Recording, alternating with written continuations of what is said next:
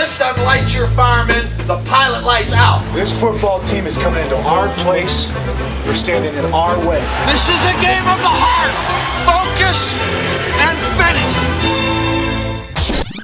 finish. It's week 16 of your fantasy football season, and hopefully you're tuning in because you're deep into your playoffs or playing your Super Bowl this week.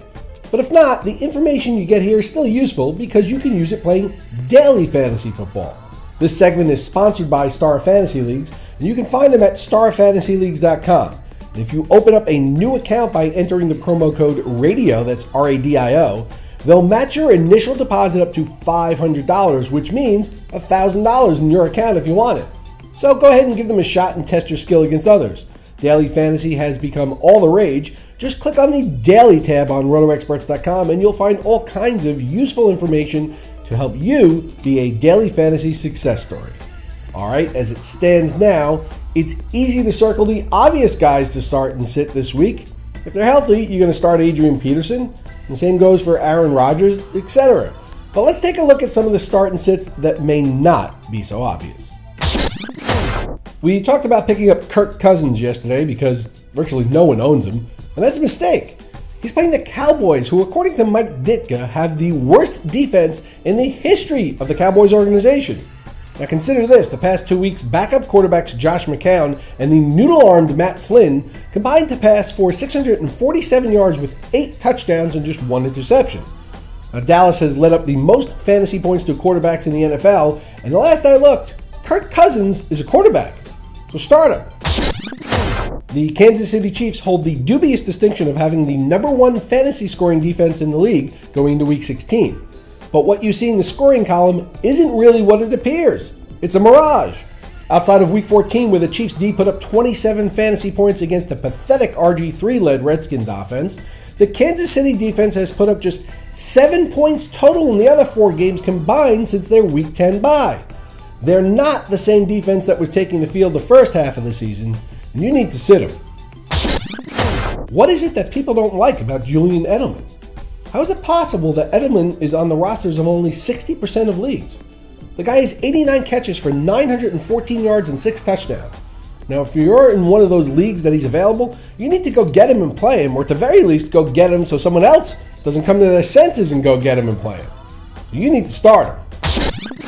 Carson Palmer has been playing with a high ankle sprain, he's got a bum elbow, and he faces the #1 pass defense in the NFL in the Seattle Seahawks at home. This one is simple. Sit him. Ryan Tannehill has now scored 20 or more points in 3 straight weeks, and his 23 touchdown passes on the season are the most in the season by any Dolphins quarterback not named Dan Marino. I like him against Buffalo this week, so start him. Alright, this one's a hard one to get out, but sometimes you got to do what you got to do. You need to sit Larry Fitzgerald in week 16. Now, it has nothing to do with the fact that he sustained a concussion late in the game last week. Larry can play on autopilot or blindfolded if he had to. I know it may be hard to sit the future Hall of Famer, but part of this is the fact that his quarterback is simply not healthy enough to consistently get him the ball, and that problem is compounded by the fact that he's playing against the best pass defense in the game at home, where they just don't give an inch. So, sorry Larry, you're going to need to take one for the team here and sit one out on fantasy rosters in order for people to win the championship. Today's Twitter question comes from @MarkE, who writes, Mike, since you're recommending Kirk Cousins so highly, would you sit Drew Brees against the Panthers in Carolina in favor of Cousins? Alright, now here's the deal. There's no way in good conscience that I can tell you to sit the quarterback that has put up the most fantasy points the past 5 years. You just can't do it. Now, if you lost your Super Bowl because you did that, unless you had a real conviction, you'd feel pretty dumb afterwards. Now, my position on this is that unless you have a very good reason, you shouldn't take out any of your studs if they're healthy, regardless of matchup. And if you lose with them, well, so be it, because you'd kick yourself if you lost with a lesser player and the stud performed well, right?